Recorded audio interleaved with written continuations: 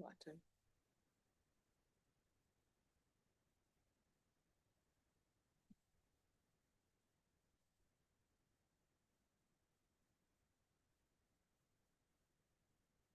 Good evening, Board of Directors, Superintendent Larios, staff, and guests. Thank you for joining us this evening for our April regular board meeting today. It is 5:45 p.m. I now call this meeting to order. Please join me for the Pledge of Allegiance. I pledge allegiance to the flag of the United States of America and to the republic for which it stands, one nation, under God, indivisible, with liberty and justice for all.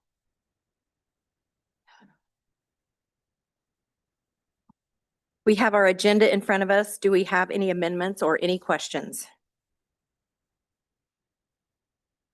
If not, I would entertain a motion to accept the agenda as presented. I move to adopt the agenda as presented. I'll second. It's been moved and seconded to adopt the agenda as presented. All those in favor say aye.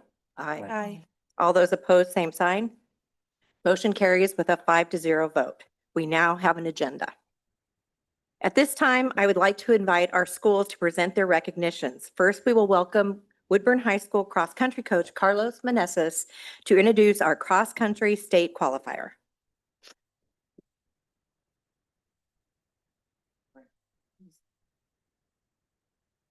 My name is Carlos Menezes, and I've been the cross-country Woodburn High School coach for the last 10 years, I believe. This year, I had the pleasure of coaching, not just this year, for the last 4 years, I've had the pleasure of coaching David Villanueva. And this year, he had the opportunity to break the school record, record that had not been broken for about 10 years. And he broke it this year, and he's about to break the school record also in some distance running in track. So I would like to recognize David, and he's here accompanied by his parents. And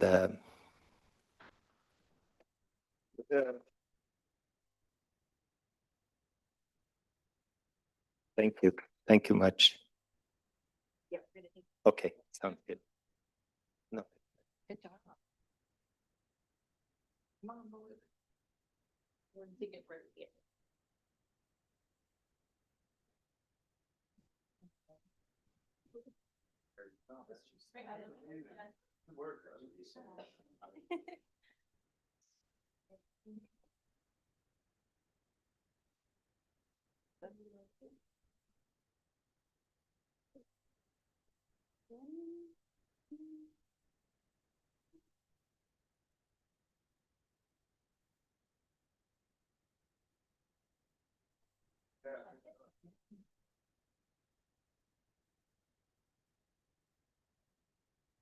Straight from practice. Thank you, Mr. Matthew. Thank you.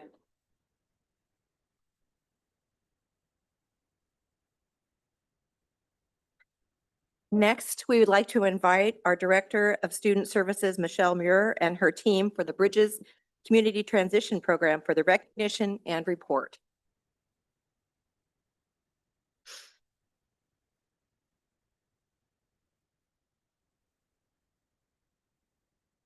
Okay, I'm going to let Karen introduce the students. Jackie Cervantes Ramos. Come here, Jackie.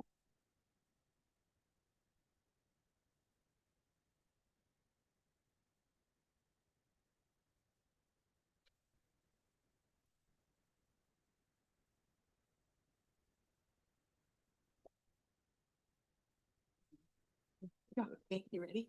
Okay. So Jackie truly stands out in her many strengths. She is deeply caring, attentive to detail, and consistently motivated to learn.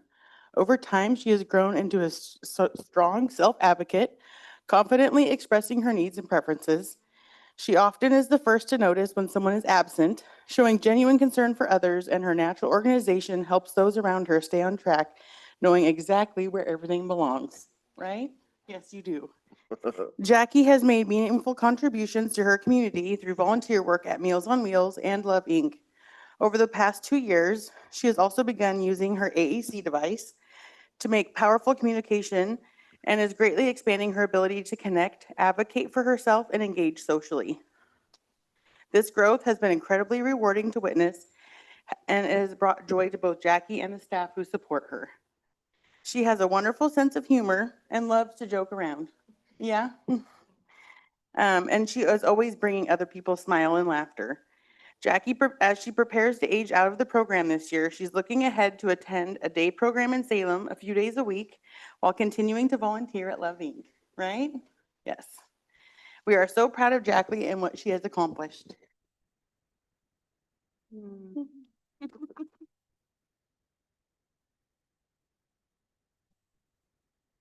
Want to do the other student and then do them together as a picture, or what do you want to do? Yeah. Yes, okay, we have one more student. All right. Edwin Blanco. You ready for this?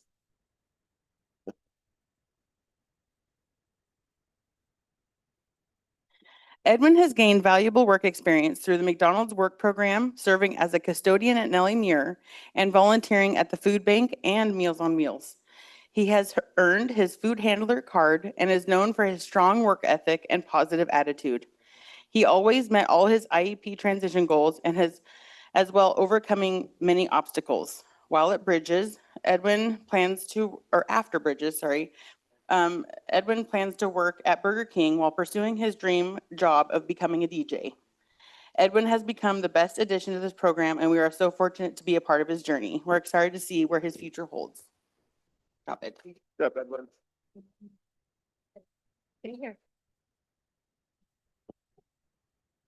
So in addition to our two students, we are recognizing Karen, who is the teacher who was just speaking.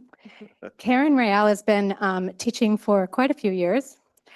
However, she just took over the Bridges program last year and has made incredible strides in supporting these young adults to become independent as they make their way through school. In this, she needs to be recognized because she is very dedicated, she is passionate, she's focused on supporting that independence. She has an excellent rapport with the students. In case you didn't notice, she's up here like so excited for them that they're aging out and doing so well. And she's really an integral part of this program and has helped us to expand it this year, which I'll go into in a little bit.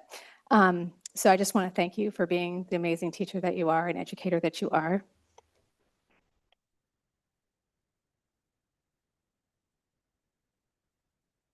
And then the last recognition that we have is our custodian for the program for Bridges, and his name is Jose Leonardo. He's working right now, so he's not here. However, I do want to share that he has been an invaluable asset to our program. He goes above and beyond to create the safe, clean environment that we need to work with these students. He makes sure that the workspaces are functional for us, and he is very punctual about responding to our needs, like to the point where he will do it the same day if he possibly can. If not, it's usually done within 24 hours. Like he paints the house overnight kind of thing. It's amazing. So we don't know what we would do without him. So we wanted to recognize Jose as well.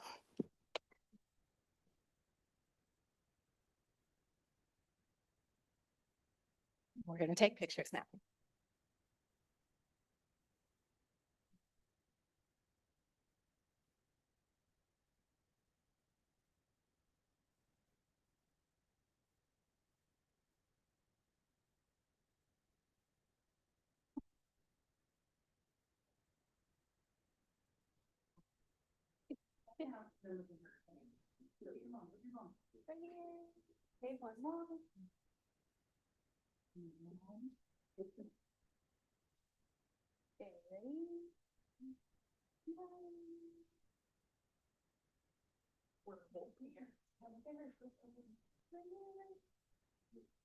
One more.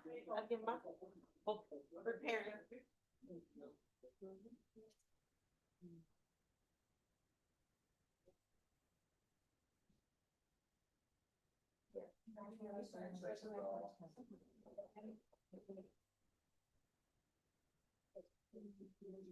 See here.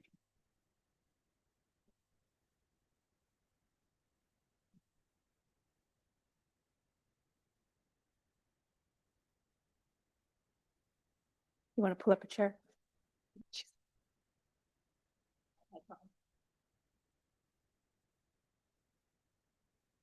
Okay, so I'm here to report about the Bridges program. This slide just tells you a little bit about the people that we have in our program that help run it. I'm the administrator. Karen is one of our teachers there. There is another teacher whose name is Greg Nicosia.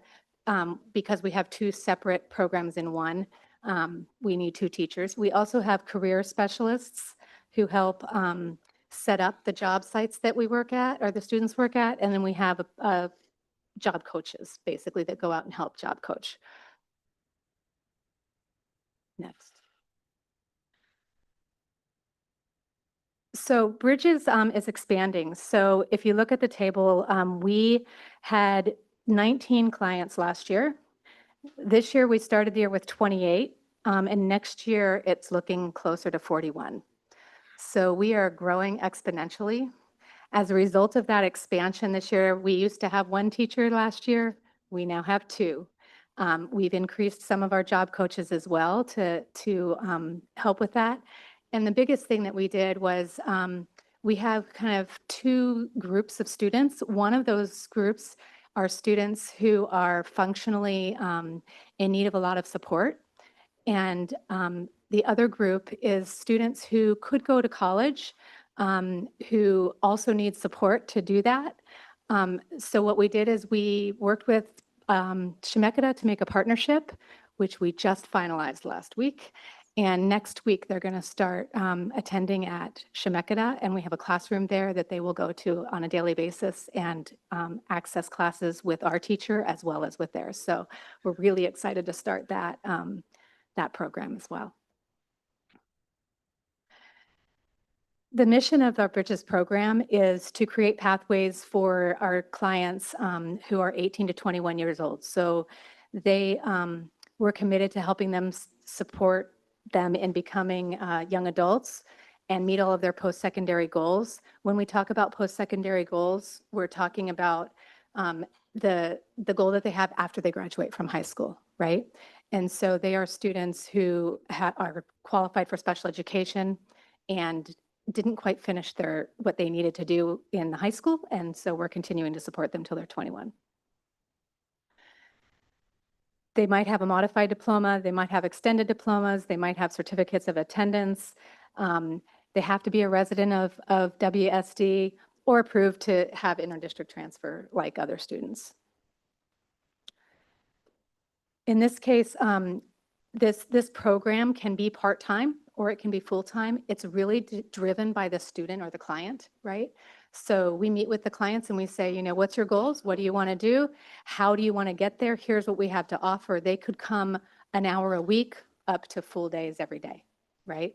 Most of our students come full days every day because they're really loving the program. They're really excited to be there and they're having lots of fun and they like to socialize and they like to learn and they're great. So that's most of them, but as they start getting jobs, Yeah, until they get paid.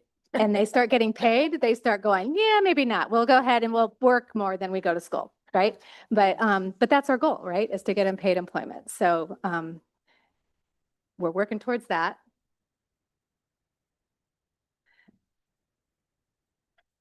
I'm gonna go ahead. Okay, so we target 5 big main areas for them as far as their learning and growth. We really want to focus on that independent living skills. So that can be personal hygiene and self-care. It could be cooking, cleaning. It could be managing money, time management, making sure that they know the public transit. So you guys ever might see us get on the bus and off the bus. We're using it a lot. It's kind of fun. We're working on employment and career readiness. And so sometimes that's job exploration and looking at volunteer sites around town, like nonprofits that they can, you know, benefit from and feels like they're contributing members of, you know, the community.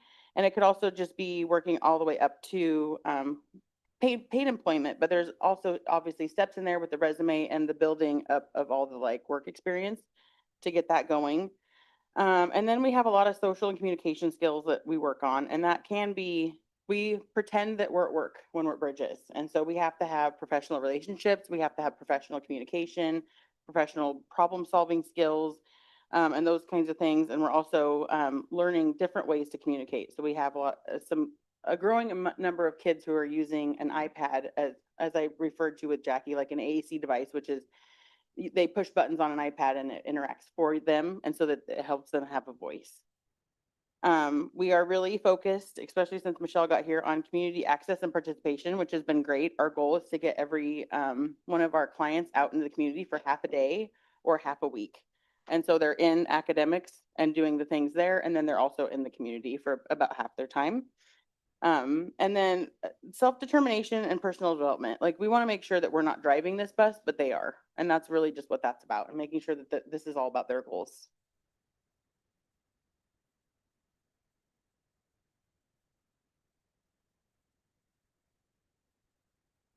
This is still you.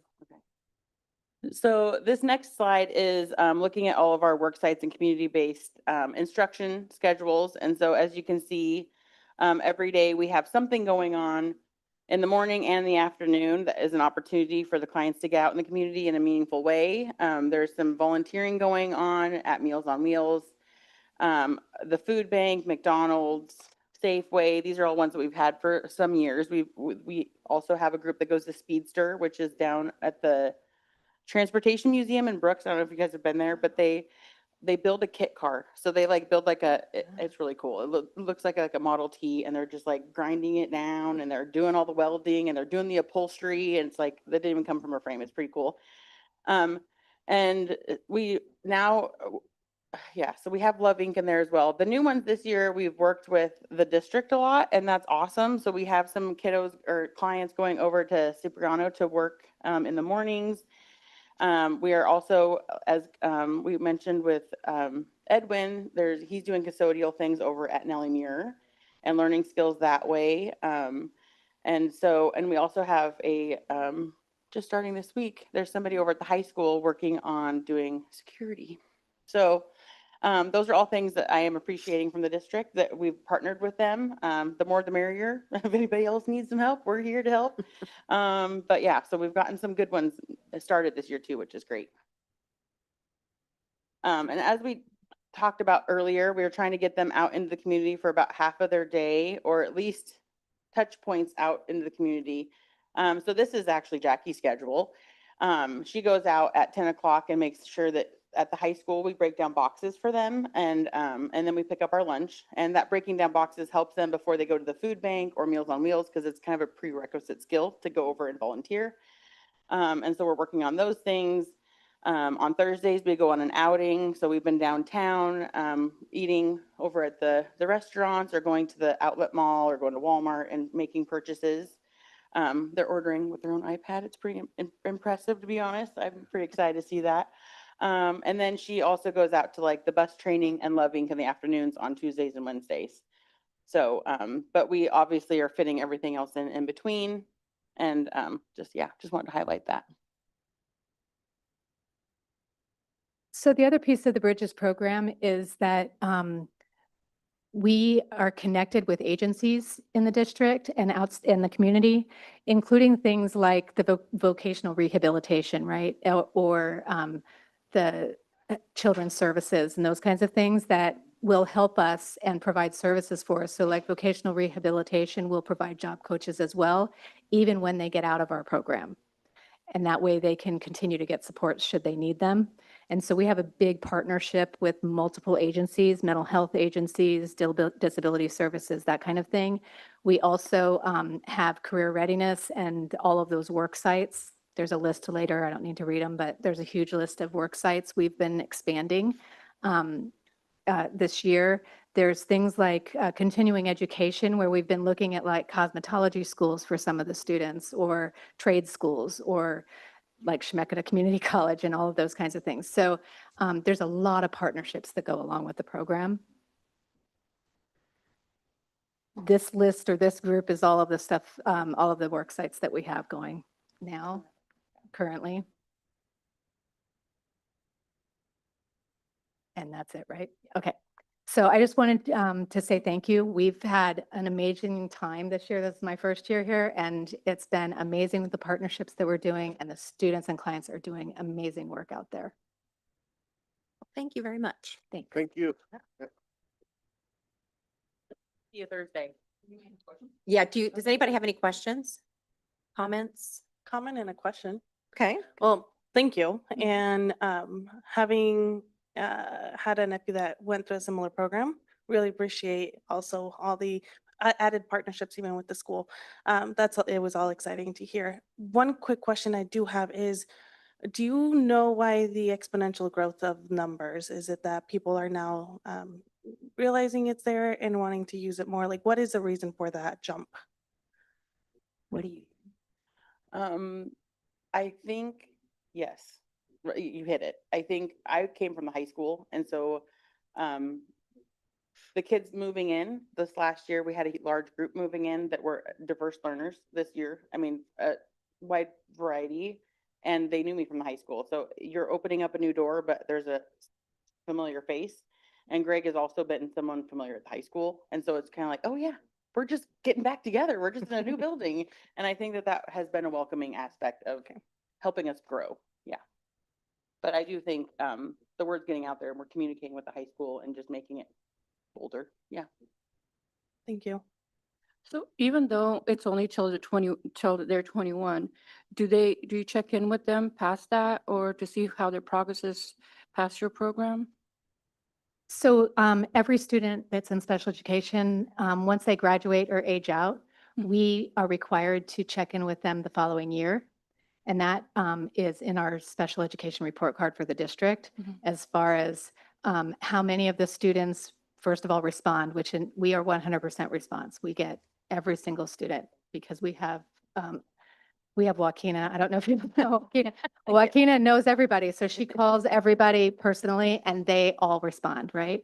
That's huge. But what they ask are things like, if your post-school goal was to be in paid employment, are you currently employed being paid, right? And so they measure that for us.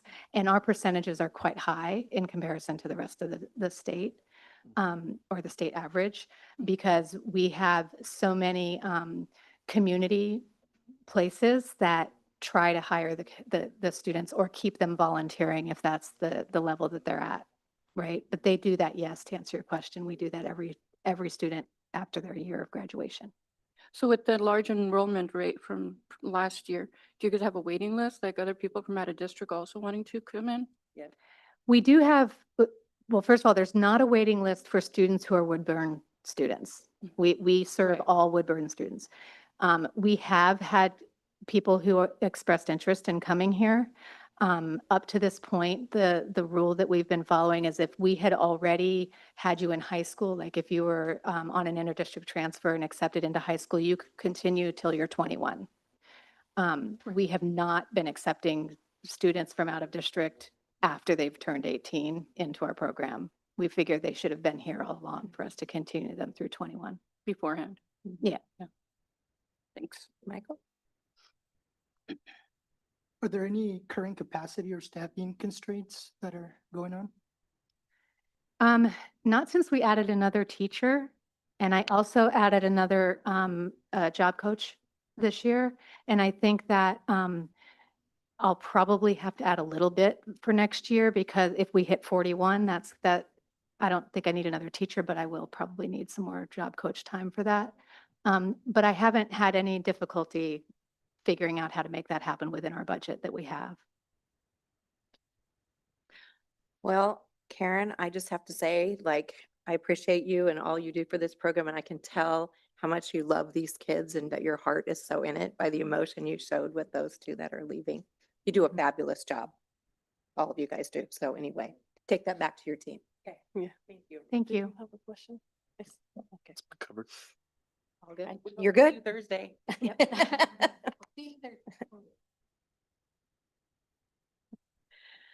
Okay, the next item of the agenda is public comment. Jenny, did we receive any public comment? Okay.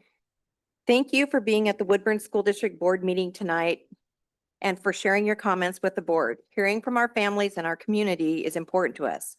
During this section, the board's role is to listen. We will not be engaging in dialogue with folks making comments. When follow-up is warranted, that may be done through our superintendent in collaboration with myself, the board chair.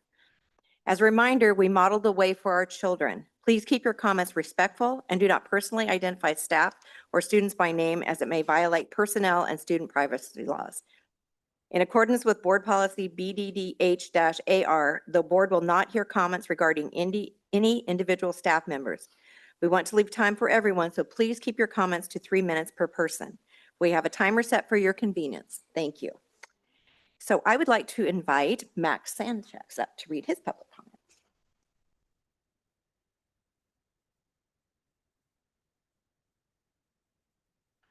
Good afternoon. My name is Max Sanchez. I'm a teacher over at Woodburn High School. I'm speaking to you today about the state of bargaining and the future of our school district. For over a year now, the Woodburn Education Association, WEA, has been attempting to bargain with the district for a fair and equitable contract. I'm sorry to say that although WSD has recently tentatively agreed to accept 3 articles, we still have a long road ahead with many points of contention between WSD and WEA. One of the most challenging issues for both sides is the subject of the cost of living adjustment. The district's current proposal of a 3% increase the first year, 2.75 for the next 2 years, does not meet the pace of headline inflation in the Portland metro area, which currently stands at 3.4%. In effect, this is not a COLA, but a pay cut. When we look at district finances for the 2024-2025 school year, we clearly see that WSD is in sound financial health and can afford more than what is being offered to staff. We are also calling on WSD to be fully transparent. The district's 2025-2026 auditing report was due in January. It is now late April and has still not been released. The district has claimed they cannot afford a higher COLA. If that is true, then where is the report? If WSD is in a financial crisis, they need to provide evidence. Further delays will only increase uncertainty and distrust. If we are going to move forward as a district, we need to be able to find compromise and common ground.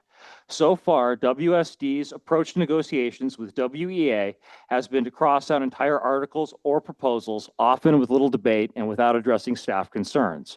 One of the defining features of good faith bargaining is being able to negotiate and find viable ways to meet everyone's needs. Finding compromise starts with mutual respect and shared empathy. The district's response so far has shown a lack of awareness for the needs of our staff and an unwillingness to work with us to find viable solutions. Clearly, a new approach is needed. I ask the board to encourage the district's negotiating team to start working with WEA. Now more than ever, we need unity, and compromise is a necessary first step. Our contract needs to work for both sides, not just administrators and not just staff. Only by working together can we build the school district we all deserve. Thank you for your time. Okay, are you reading Ella? I'm going to read. I'm going to read. So I'm going to read The next next one. 5. Okay, the next is from Ella Johansson, read by Max Sanchez. All right. Good evening. I'm a teacher at Woodburn High School, and I am increasingly concerned about the current negotiations between WEA and WS. Oh, of course. Okay. I assume my time is going to be starting over. Yeah. You're fine. Yeah, Perfect. Thank you so much. thank you. All right. Good evening. I am a teacher at Woodburn High School, and I am increasingly concerned about the current negotiations between WEA and WSD. In the winter, I attended a handful of negotiating sessions and witnessed proposed articles being crossed out by the district's negotiating team without debate, without bringing in new language, and without addressing the concerns of the union. This is troubling to me. As a district that stands for accountability and community family partnerships, I would like to see more compromises. The teachers need to feel supported and not pushed away. I am calling on the board and the bargaining team to work with the teachers union to find adequate solutions in a timely manner.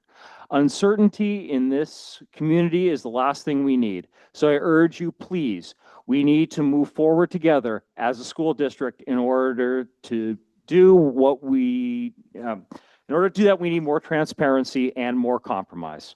Thank you for your time.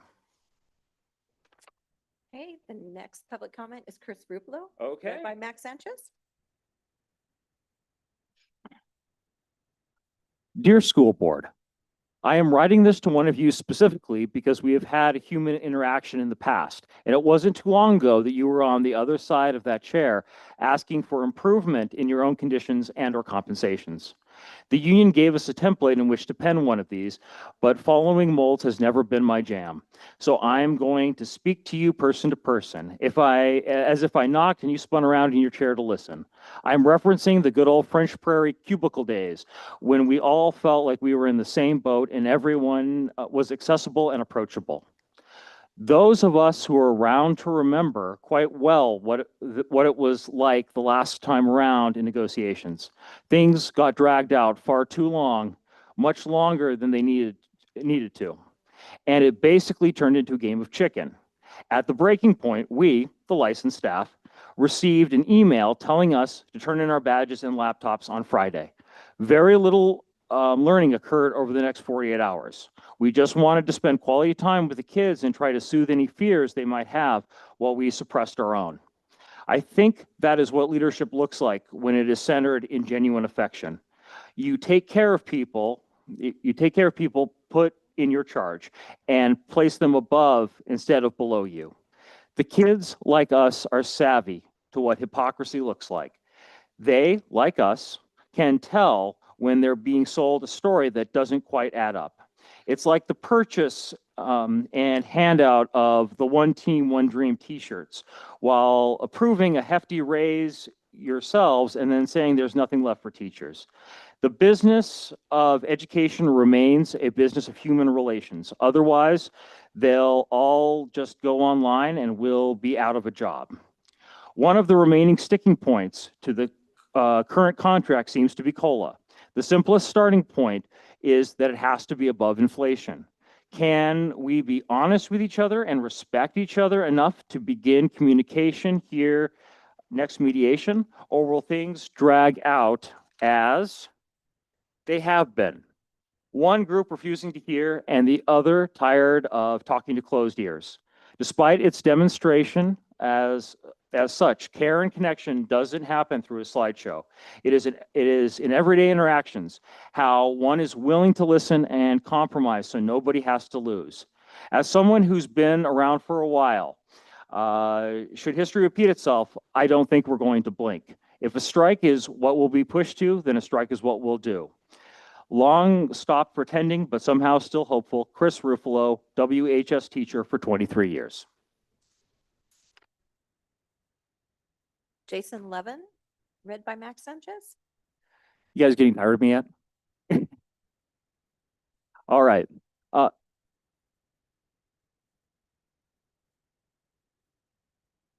Okay, will do. Good evening. My name is Jason Levin, and I am a member of the bargaining team for the Woodburn Education Association. I want to begin with your own board policy, which states the board will direct the collective bargaining process to establish labor contracts with the district's personnel. The board will establish through the collective bargaining process, where appropriate, salaries and salary schedules, other terms and conditions of employment, and personnel policies for district-wide application. So tonight, I'm asking you to fulfill that responsibility. At this point in bargaining, the district's team is not meaningfully negotiating. They have repeatedly struck out proposals without offering alternatives. In some cases, they have crossed out existing contract language simply because it was moved within a proposal. That is not negotiation, that is obstruction. Our team has come to the table prepared, thoughtful, and solution-oriented. What we have encountered in return has too often been dismissive and at times openly disrespectful of the work that has been done. That dynamic is not sustainable if we are going to reach an agreement. We are asking you, as the governing body of this district, to direct your bargaining team to engage in good faith negotiations. That means responding to proposals, offering alternatives, and working towards solutions, not simply rejecting them. I also want to highlight a second issue that should concern every member of this board. During our most recent mediation session, the district refused to include basic definitions related to student behavior and staff safety. These definitions would clarify what constitutes physical harm and threat to harm toward educators. We propose language such as defining physical attack or harm as intentional contact that violates bodily autonomy, defining threats as behavior that creates a reasonable fear of injury. These are not abstract concepts. These are real situations that educators face in classrooms every day. These proposals would cost the district nothing, not a dollar. At the same time, the district argues that it cannot afford to provide a cost of living adjustment that keeps up with inflation. It is also refusing to provide no-cost protections that would make classrooms safer and responses more consistent. Instead of engaging with substance of these proposals, the district's legal team dismissed them as permissive bargaining, as if that alone were reason to reject them outright. Let's be clear, there is nothing improper about permissive bargaining. These are topics that parties can agree to include. The question is not whether the district can bargain over these issues. The question is why they're choosing not to, especially when the safety of staff is involved. That is what brings us here tonight. This is not just about salary. This is about. Have one more? I think I have one more. Okay. It's a short one. Okay, next is Gianna Simmons, read by Max Sanchez. What I'd like to say, though, is that bargaining that lasts over a year is a failure for the district. It shows that administration is not interested in working as a true partner to staff for the benefit of the students' learning conditions and staff working conditions. Additionally, it sows distrust and misgivings within a community that's already traumatized by the federal government right now. I think that's it. I think that's it. Thank you, Max. I'd next like to call Carol Kramer to read her comment.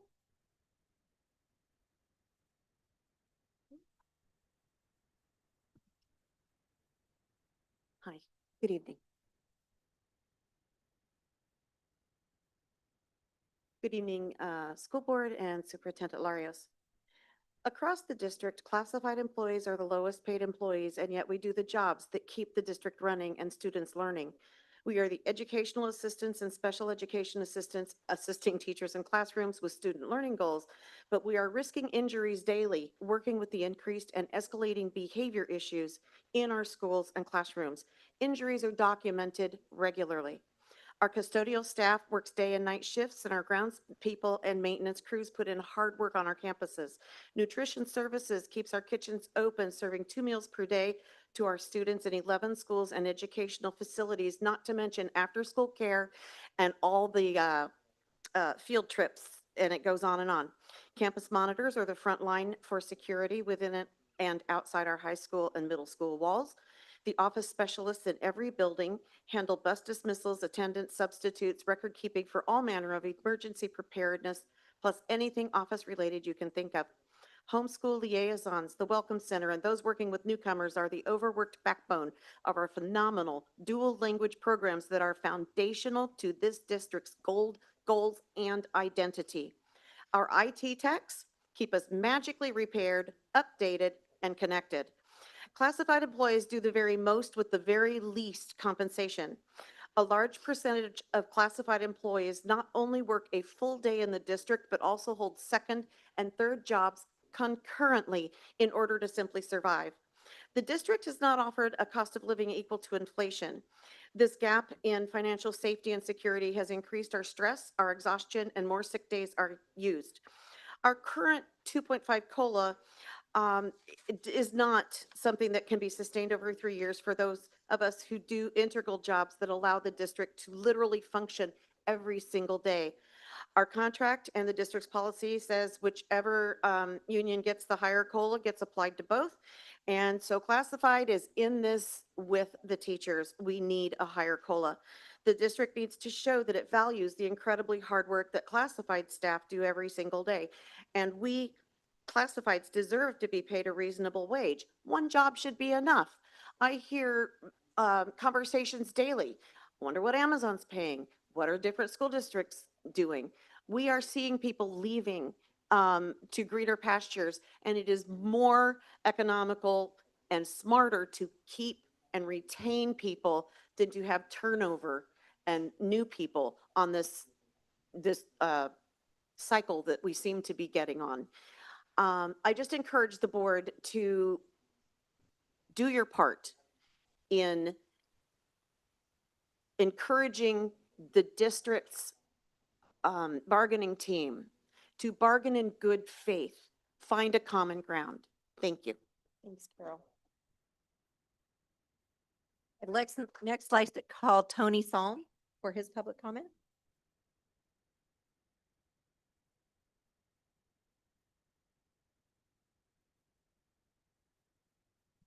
Good evening. Good evening. Your policy, BG, states that all communications from staff to the board must go through the superintendent. However, many of us in this room knocked on doors across Woodburn to help elect several of you, believing that a change in this board would lead to greater responsiveness up to the real concerns of staff, students, and the community. In practice, however, policy BG limits your ability to hear directly from the people doing the work in our schools, creates a system where information is filtered, where concerns about working conditions, student learning, and curriculum decisions are shaped before they ever reach you. Even when board members visit schools, those visits are structured and controlled in ways that make honest, informal conversations with educators difficult. The result is not transparency, it's distance. And that distance makes it harder for you to fully understand what is happening in classrooms. We do appreciate that you have taken a step toward openness by revising the public comment policy. That matters. But openness should not stop at the microphone. It should extend to ongoing, everyday dialogue with the people you represent. You were elected to serve the community of Woodburn. That includes responding to the specific concerns and needs of educators, staff, students, and families. Not only the filtered information that comes through administrative channels and OSBA, School Board Association, which is an organization that has consistently opposed and openly opposed union initiatives around the state. In addition, your policy BBA states that the board directs the collective bargaining process. That is a significant responsibility. It requires more than receiving information from one perspective. It requires actively seeking out a full and accurate picture. That means listening broadly, asking questions, and ensuring that decisions are informed by more than a single narrative. This is simply a request to lead with openness, to seek out unfiltered perspectives, and to fully represent the community that entrusted you with this role. Thank you. I'd next call Amalia Moreno for her public comment.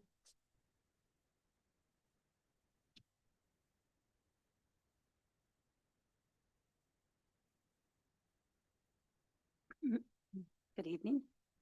Well, as you guys have heard earlier about the adjustments that we as teachers are being offered in our pay as far as having lower than the rate of inflation, and the amount would be a pay cut. While we work longer hours to plan our lessons and face more challenges with students' behavior, it felt like we were supposed to have more prep time. Really, the reality is no, we don't. We have to stay after hours to really be ready, or work at home to really be fully better prepared to teach our students. That's not right. And the district is proposing a cut to our pay. And that's the opposite of professional respect. This is not the first time that this is seen in our schools and in this district. It's sad to say, but here we are again. And I think that most of us, teachers and EAs, are together in this. We just want it to be fair. As you all know, the economy is going up. We're going home with less groceries and when you've paid more money. And I would hate to see that we all had to pay and spend our time in education to be able to be there. Not only for that, because we love I love my job. I love working with our students and I have the passion for it, but it sure breaks my heart to know that one day I'm gonna have a separate job just to be able to make it, which I don't think is right. A year ago, we worked hard to elect our members for the school board. When you won, we all had, or I know I had high hopes that that the concern of educators and the working conditions would finally be heard. We have been speaking up from the school where I work at about issues with the English strand, and I know I have come here and spoken up about it prior occasions, and nothing's being done. My students and my coworkers' students are fearful in their classroom. Not only are they afraid, so am I. I don't know what's going to happen out there. All we hear is things being thrown here and there, and God knows what's going to happen. It's scary. We should not be dealing with this. Something needs to be done. And seriously, it's sad to see that we as teachers speak up and we say and we ask for help and nothing is being done year in and year out. Burning out teachers. Sorry, that's all I can say. Thanks, Melanie.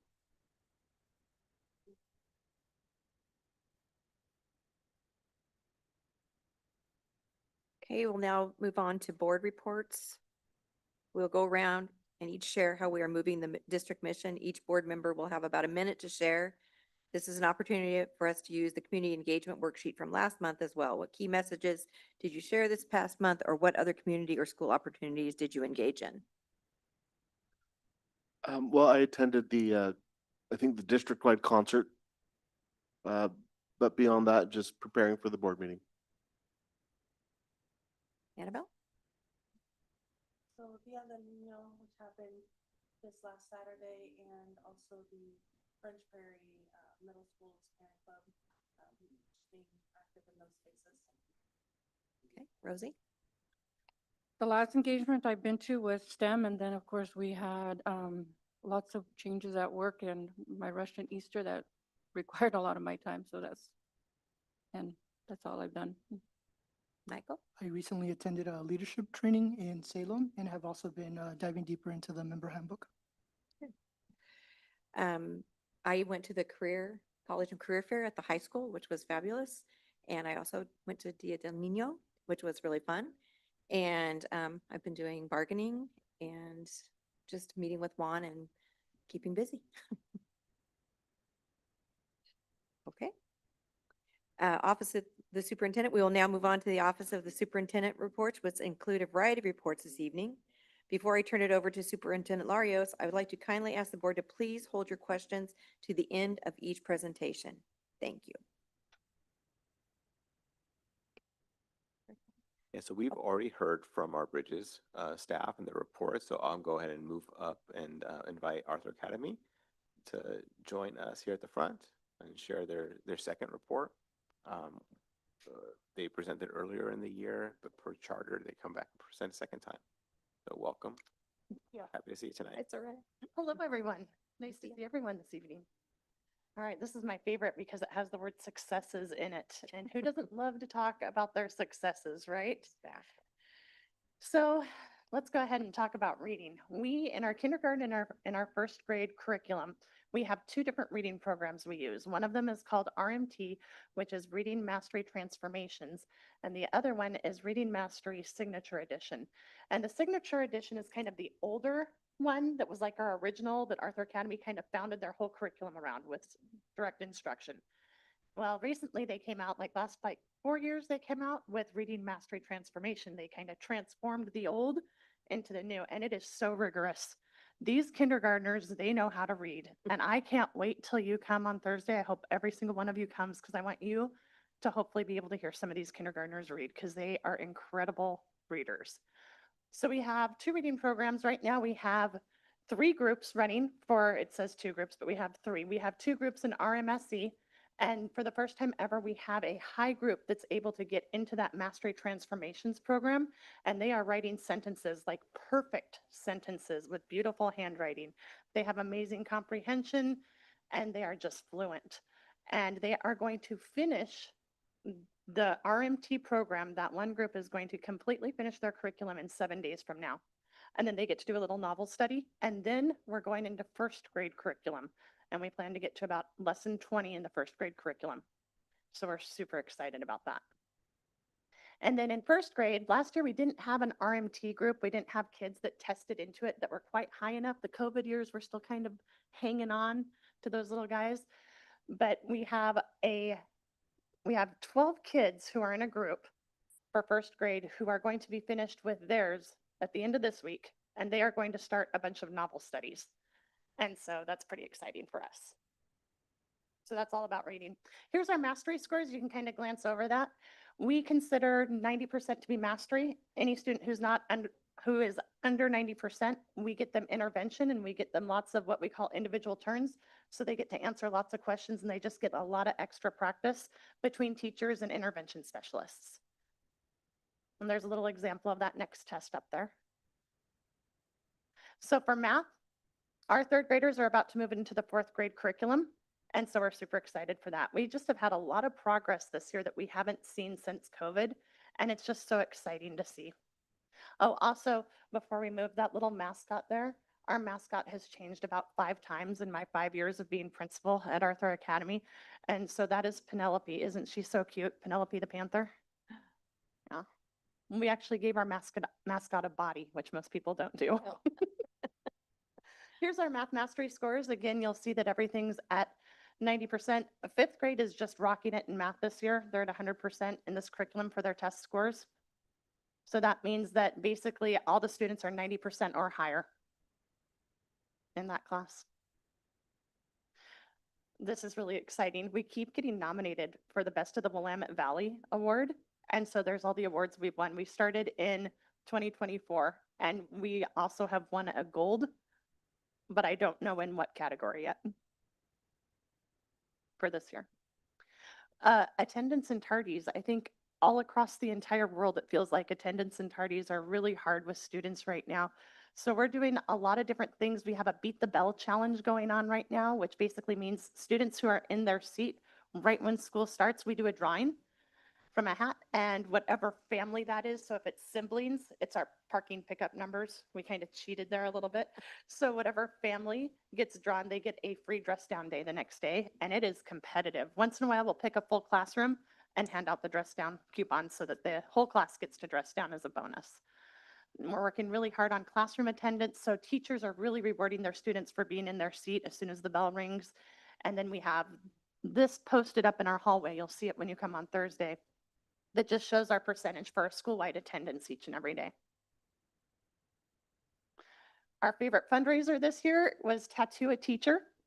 Last year we made about $2,000 on it. This year we made about, I think it was $1,800. And face tattoos are $100. So there's a teacher right there, Miss Brady, our first year, 2nd grade teacher there with a face tattoo on there. And almost all the teachers, there's only one staff member who doesn't join in on it, but all of us do it. It's so much fun. And we had OMSI night the same week as Tattoo a Teacher. So we all showed up with all of our tattoos on for OMSI night. And this is our 1-year anniversary for our real lunchroom down in the gym. And it's been working out great. It's a little bit of a walk, especially in the rain for the kindergartners, especially when they first start kindergarten. It's a pretty long walk, but we're doing real good on it. And we really enjoy it. It's a great space that the church has let us use. We use it for PE and for our cafeteria. All right, any questions? So the church, it has provided you this additional area, but they're also working on another project, which you guys will also have access to. Yep. Extended campground and Mm-hmm. so I don't know what the status is on it, but then your school also have full access to that as well. We have such a good relationship with the church. They're a really important part of our community. I'm over at the church. We use a lot of space inside the church. In fact, I was in the church for a meeting today for 2 hours. We just work really closely with the church, and they're so willing to share with us, and we're so grateful for that partnership. So Pastor Jesse and kind of the church board are just happy to share with us, and we're so fortunate. That'll be exciting. It will be, yes, yeah. So on your percentages, is that of the entire class, 91% has mastered at kindergarten level? So that usually means 2 students are below. Okay. And the most irritating percentage is 89%. And do you know how many times we get that 89%? And we all just growl and scream and stomp our feet whenever that happens, of course. But what will happen then is our intervention specialists, like we have 4 small groups teachers, and between them and our vice principal, those kids are going to get intervention. We're going to make sure that they know what they missed and why they missed it so that they can be successful as they move forward. So. Compare or with the state testing. So for example, here I know that STAR, and there's a correlation with like how the testing goes and how it's expected with the state. That's really a hard question for any curriculum because there is no curriculum that matches the Oregon State assessment. Even the district assessments that we use, MAP testing or STAR Renaissance, none of those things completely correlate to the Oregon State assessment. We do tend to have some pretty high scores. I'm actually really surprised at our 5th grade scores this year because that has historically been a low class in math, but I also have a math wizard as a teacher in there this year. So I think that's helped a lot. But that's a tough one to correlate a curriculum to the Oregon State testing, in my opinion. Yeah. Sorry, that's not an awesome answer or a black and white answer. I have approximately what percentage of your students are ESL? So I currently, out of 164 students, I currently have 46 of them who are ESL. And how does that compare to the rest of the district? I would say it's pretty close.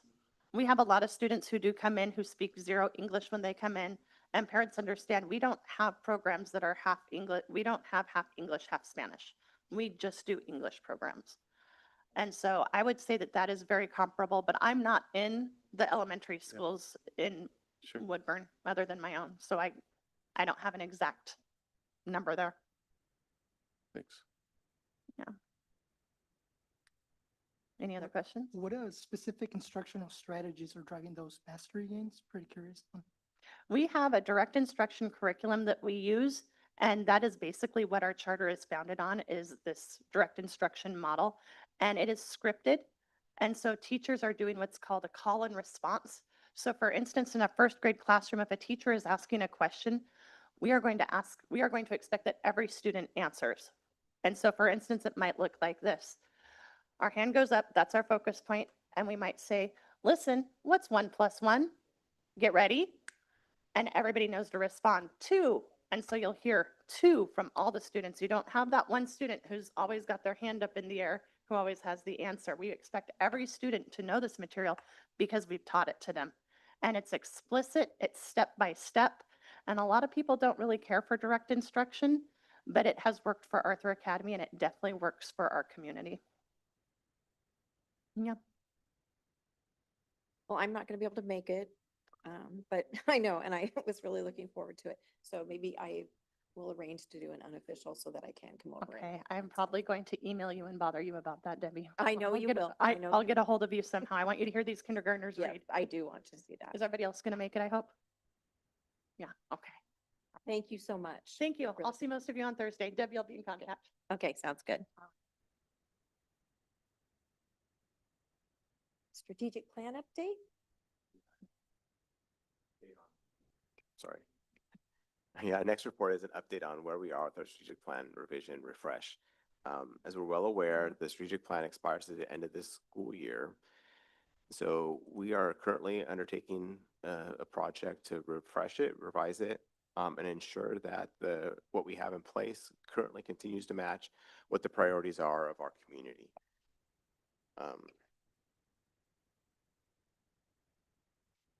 Sorry. That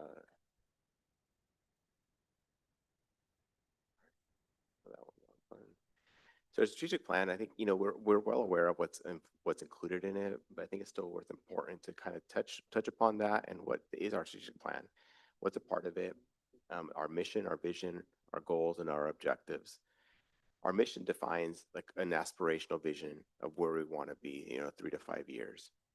And our mission really grounds us on what we're doing on a day-to-day basis. And it's something that it defines why we exist. It's our promise. In Woodburn, that's the promise that we have is our mission.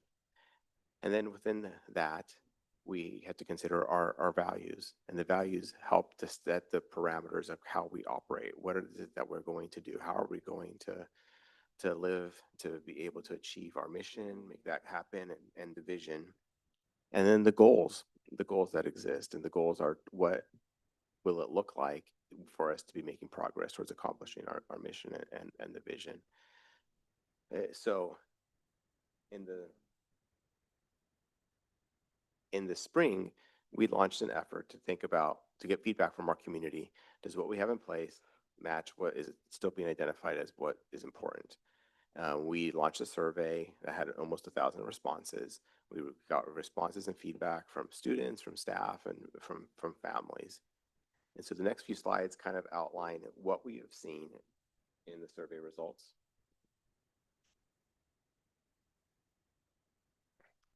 Which is really pleasant. It's really great to see that what we're doing is still aligning with what their vision, with our community is saying is on track. Our mission, does the mission still represent what's important for our community, for what they want for our students? And overwhelmingly, we saw that yes, it is. 63% of the responders provided positive feedback saying, yes, this is still what we want for our students, with only 10% saying no. So we're pleased to say, hey, we're still on track. This is still what our community is asking for. And similarly, we saw similar results with our vision. Just about 69% of our community responders said, yes, this vision still represents what the community wants for its students. And only 6% felt like that, no, we're off track. So overwhelmingly, this is the super majority of the responders were believing that this is still what we value and want for the students of Woodburn. We did the same thing with the values, like what is our community feeling, how they feel about the values. And this is where we saw a little bit of a gray area when it comes to civic responsibility, a little bit lower in the rating of whether or not it's essential. And that led to some really great conversation at the Strategic Planning Committee that's analyzing all this data to think about, well, what do we mean by civic responsibility? How are we defining it? Do we all have the same interpretation of what that means for staff, for students, for our community? And so we're engaged in the conversation thinking about that value right now of civic responsibilities is still hold true, and how are we then defining it for everybody so that we have the same vision of what we mean when we say civic responsibility? Is it an outdated term? What are we really trying to say when we're asking people to be civically responsible? So these are some other values that people identified as being of importance that are being considered alongside of that civic responsibility. Are we including these and how we're thinking about that definition? And so all this feedback, all this data is being in the hands right now of our Strategic Planning Committee. And so this committee is comprised of 30, I should say 30 members. We have representatives of our licensed team, classified team, administrators, supervisors, parents, students, community members who are now working through that data that was collected from the survey and from the focus groups. And is this still on track? Are we on track? And what do we need to revise? We've had 2 meetings now. The first one was on April 6th. The last one was on April 20th. The first meeting was really focused on our goals, on our mission, vision, and values. And then the last one was really focused on now lining up the goals. Do our goals still align with our mission and vision? So the committee is working through that. We'll bring some a refreshed plan, I should say, to the board in June for adoption. The next meeting is on May 11th. It's the team, I think, has really demonstrated civic responsibility by coming forward and being a part of that committee, really digging into bringing the voices of the community into that space. It's hard to balance that against your own personal voice, but it's really trying to bring the voices of the community into the strategic plan and ensure that it is still the plan that is being asked for by our community.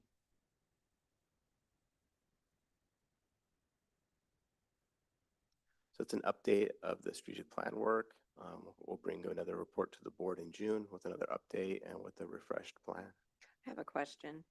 On the graphs you presented, there were yes, definitely, and there were yes, mostly, and unsure. And so was that designed for a response as to like why they're unsure or why they aren't 100%? They just think we're mostly meeting that? There were some open-ended responses to collect some anecdotal feedback.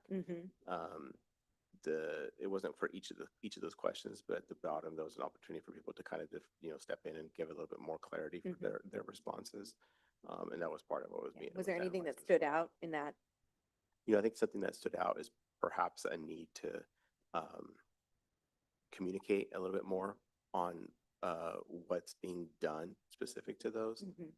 I think that's where we see a lot of the unsure pieces, as well as people maybe not quite sure what's being done to connect to each of those parts of the strategic plan. So I think there's an opportunity for us to enhance our communication. I think there always is a need for communication. I think that's what speaks to the big unsure. Any other questions? It was more like that civic responsibility was kind of highlighted, but at the same time, it feels like there wasn't a lot of outside, whether it's parents or community, that really responded. I noticed that. I do want to actually point out that I know that. Oh, sorry. Thank you. I had done it earlier because I coughed. Do you want me to repeat the previous thing or? Okay. The other thing, I know that there were some meetings scheduled with parent conferences, but with everything going on, I think that instead of helping it, that might have also not helped necessarily, like, again, putting too many things together. It can work both ways, I think, but again, just noticing from the numbers of how many parents and community members responded. Yeah, I would have loved to have seen more responses. The survey went out multiple times in multiple forms.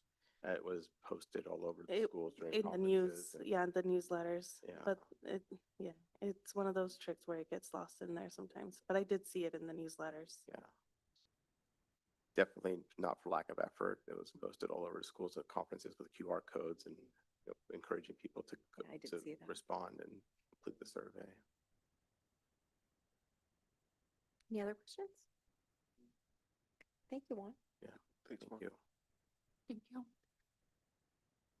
We're now ready for our operations report. I would like to call Sarah Bishop up to the podium to give us an update.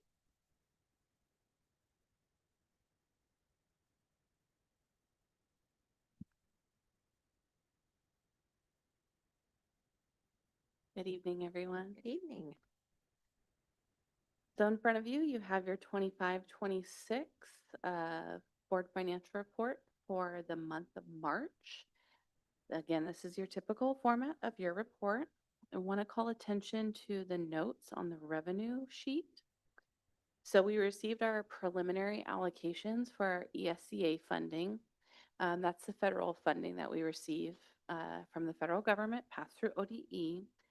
They give us our allocations for Title I-A, Title I-C, Title II, Title III, and Title IV. Overall, in total, they're projecting a decrease of $137,000 across all of those. So, and just looking at the total amount from this year to next year, not $137,000 each, so just in total.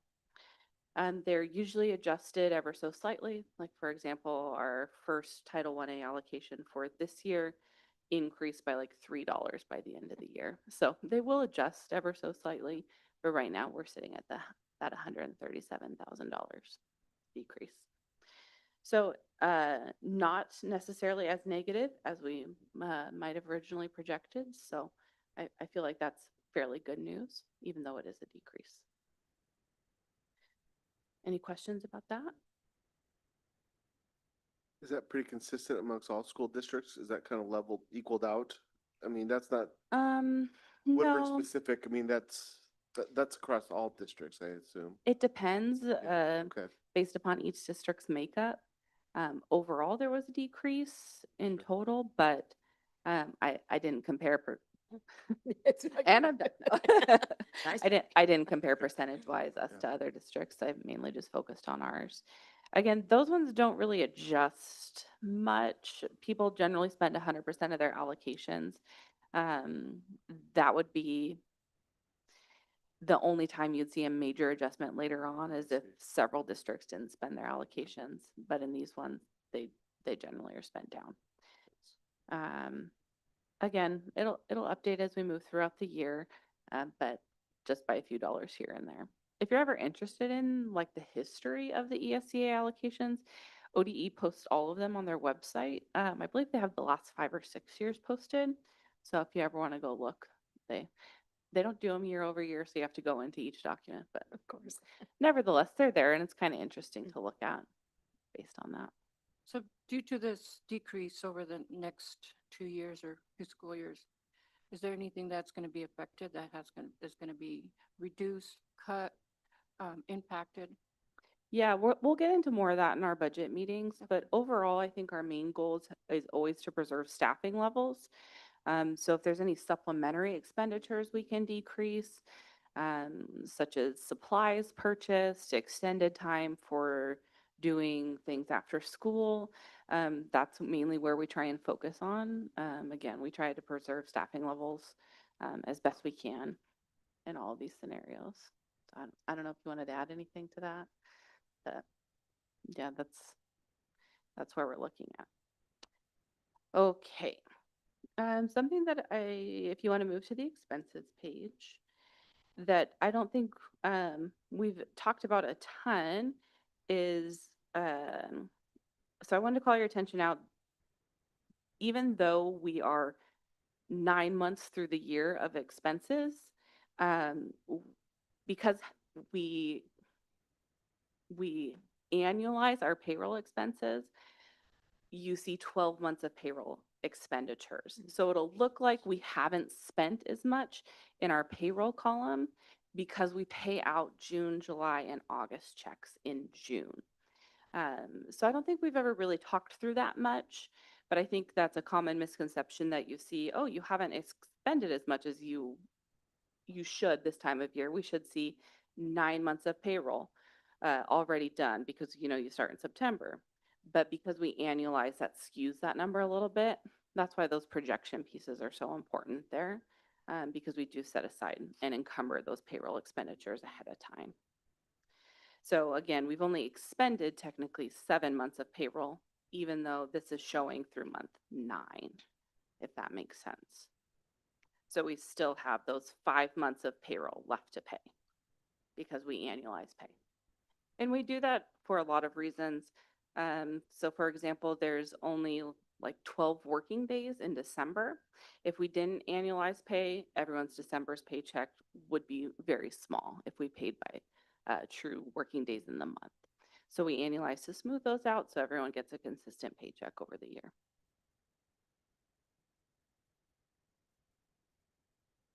Again, not much changes in the prior month's expenditures. Again, we set aside for anything coming down the line. I do want to call out that in this budget, it is reflective of the 3% COLA that was offered to WEA during our last bargaining session. So that is in the projected column. You do see that adjustment in there set aside. That also would be an adjustment for the classified as well. So that is reflected here. And that takes a pretty big chunk of this $3.3 million over. Yes. Yeah. Yeah. Correct. Or reduction from the ending fund balance. Correct. Yeah. Yep. Thanks. Can you talk to me about the interest on investments? I'm guessing when it says over, that means that we added $292,000 to our account from interest. So we didn't add that difference. So let's walk through that. Yeah, That is let's a say great that. question. That's a Yeah. big, that's a big number there. Yes, I'm just it wondering is. what happened. Okay, so we budgeted 855,000. The LGIP, so let me back up. I'm jumping ahead of myself here. So the local government investment pool is where we are legally allowed to invest our money per the state of Oregon. It's essentially just a high yield savings account that's authorized through the state. The state authorizes investments in that account. We have nothing to do with that. We're just able to put our money in there as a quote unquote savings. So we try and keep only operating expenses, like current operating expenses in our regular checking account, if you may. Anything over, we like to leave in the local government investment pool to be able to earn interest on. So that's the local government investment pool. We don't have any other investment interests. We're not out there playing the stock market. That's not legally allowable. So that's that account. That account, its interest rate is actually updated monthly. We've seen it fluctuate between 0.5% to 0.25%, which is pretty significant each month. And that rate is based upon how the markets are performing with the local government investment pool sub-investments, if you may. The state sets that rate. I would say in the last 2 years, that rate has fluctuated quite significantly. There was a time many years ago when the interest rate was like 6 or 7% that we were receiving. It dipped down to like 1.5% for a time. So that rate really does fluctuate pretty continuously. So far this year, we've received a little over $1 million in interest on investments. Again, we try and keep as much cash in there as we can to be able to receive additional interest because that's just more money for the district to use. I like to budget for that one a little conservatively, to be quite honest with you, because I don't feel anyone in this district is good enough to be able to predict market rate changes 12 months in advance. So I like to keep that number a little lower. This year, they've done, the local government investment pool has done better than we anticipated. So that's fantastic, better news for us. So that's why you're seeing that it appears negative, but negative for revenue is a good thing. Yeah, that's a good thing in this case. Yeah. Correct.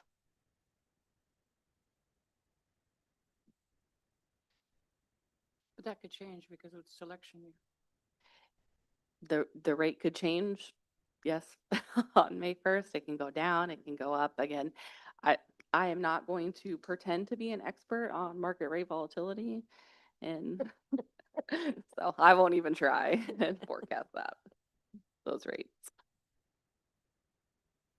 So with all the construction going on in Woodburn, as well as the projected, that would mean that of course, we don't get the taxes right away, but the property taxes that we should be receiving should increase to the fact that we do have several projects that are upcoming and going on and completing.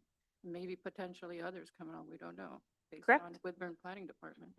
Yeah, so anytime we have property increases in Woodburn, new buildings or even additions onto regular structures, that increases the taxable base, if you may.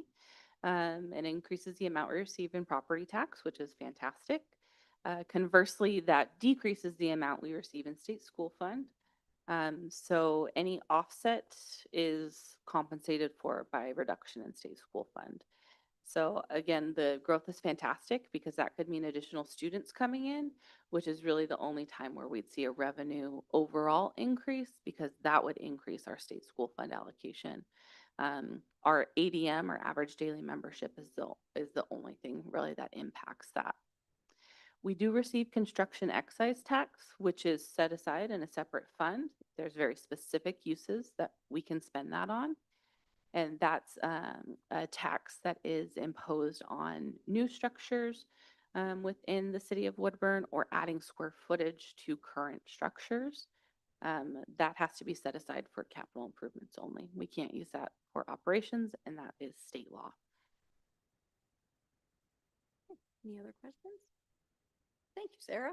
Thank you. Appreciate it. Okay, moving on. Our next item on the agenda are confirmation items presented as follows. Meeting minutes of the March 10th, 2026 regular board meeting, personnel, surplus property disposal report, acceptance of gifts and donations. Well, I'm turning the page and it doesn't want to turn. Not as, oh. And then a funding proposal and application, the 2026 Helen Pouch Memorial Fund Classroom Grant for the Publications and Productions class at Valor Middle School. Do we have any questions? Hearing none, I would entertain a motion to adopt the confirmation items as presented. I make a motion to accept the confirmation items as presented, 1 through 5. Is there a second? I second. It's been moved and seconded to accept the confirmation items as presented. All those in favor say aye. Aye. Aye. All those opposed, same sign. Motion carries 5-0. Okay, next on our agenda, we have board action items. We have no old business, so we will move along to new business. The first item for new business is the school district camera system modernization project, resolution number 26-001. And I think Paul Dyke is going to come up and give us a little information on that. Yes, Paul's making his way up. This was a follow-up from a presentation that was provided for the board in March with the camera needs in the schools to continue to provide and maintain safe environments for everyone.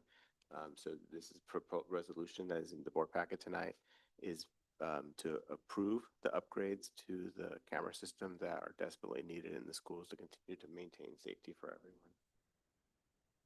Yeah, thank you. Good evening, board members and Superintendent Larios. Thanks for having me back again to share the memo and the recommendation for approval.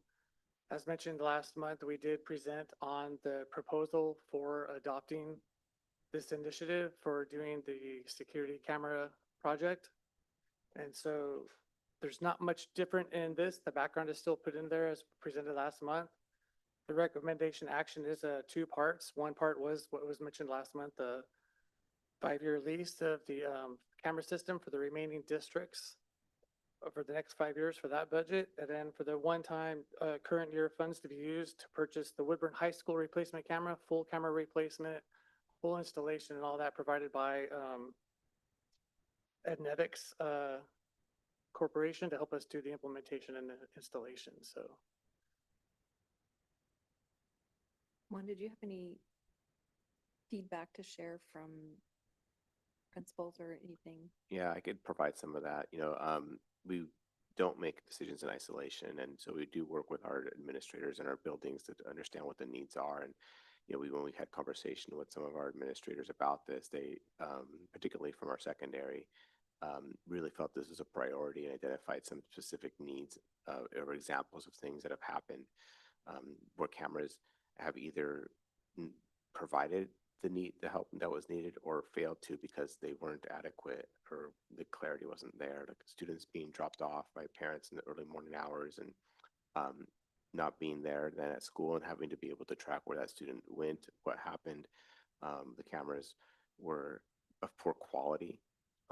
It did not allow for law enforcement to be able to quickly intervene and locate where that student had gone to.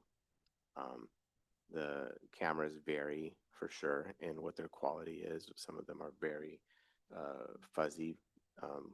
Clarity isn't there, so it is difficult to be able to figure out what's happening. There's places that are dead spots where camera isn't capturing what's happening on the campus. So this is something that our building administrators, particularly at the secondary level, have identified as a real priority to help them provide them with the tools to be able to maintain safe learning environments for everyone. And this is part of the new process we have when people announce themselves at the, they have to ring and announce themselves. The secretaries are looking at those. Is that? Yeah, that's a camera too that we utilize to be able to provide entry into the schools. somebody could come in, they have to be able to buzz in and have access to the camera system to be able to be, allowed into the school buildings. So there's indoor cameras and there's the exterior cameras, and this would be, providing upgrades to all those that are really, really in need. I will say that at a meeting, one of the principals showed me several just clips from the camera, and I felt like I was in the movie The Mist, because big monsters were going to come out because you just couldn't, the quality was so poor. So anyway, that was a concern. And does this come out of line item 2546, security services? Is that where this, but no, I'm sorry. That's I forget what. Sarah, Steve? No, that's,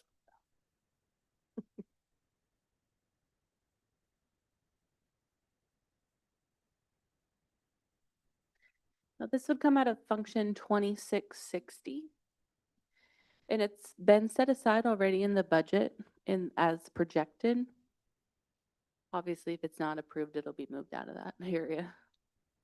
Yeah, it's important to note this was a budgeted project. When was the last time the system was updated? Before I started working here in 2018. We've had obviously some updates throughout the years. There's been cameras that need to be replaced and some technology updated, but any significant overhaul, I would say over a decade. Can you rephrase which line item is this supposed to be coming out of again? This will come out of function 2660. Thank you, sorry about that. No.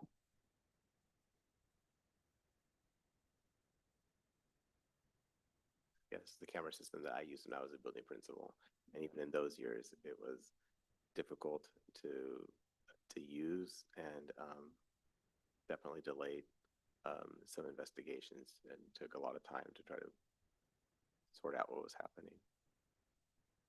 and just to add to, the new camera system has the cloud-based storage, and the new cameras at the high school have on device storage as well, so faster playback time and more reliable storage of that data out there on the cloud. So we don't have to maintain on-premise software or hardware. So that's also a giant benefit for that. And the retention time is longer, I assume? Yes, it'll be longer than it is currently, yes. And what's the life cycle of the cameras for the system? So I believe these cameras, they should last more than 5 years, 8 years to 10. And the system that we're going to put into place, the cameras that we're putting at the high school, if we do not use that platform any further after the 5-year lease is up, when we want to look for something else, these cameras will be interchangeable to another platform. They're not tied into that ecosystem from that provider. So that's also a big benefit. That was one of the main things that was mentioned last time around. Yes. Any other questions? I have concerns. Okay. So last time the Woodburn Police Department sat here and told us the flock cameras, nobody would access them. It would only be the Woodburn Police Department. And then the Woodburn Independent comes out with an audit that shows that it was actually accessed millions of times and thousands of times by federal government. And so, I was really upset that the police officer stood up there and told me that that would not happen, and the exact opposite happened. So what securities can you tell me or give me? I don't know if I could trust because we had Woodburn law enforcement tell me this wouldn't happen. What's in place for that not to happen? I'm not convinced.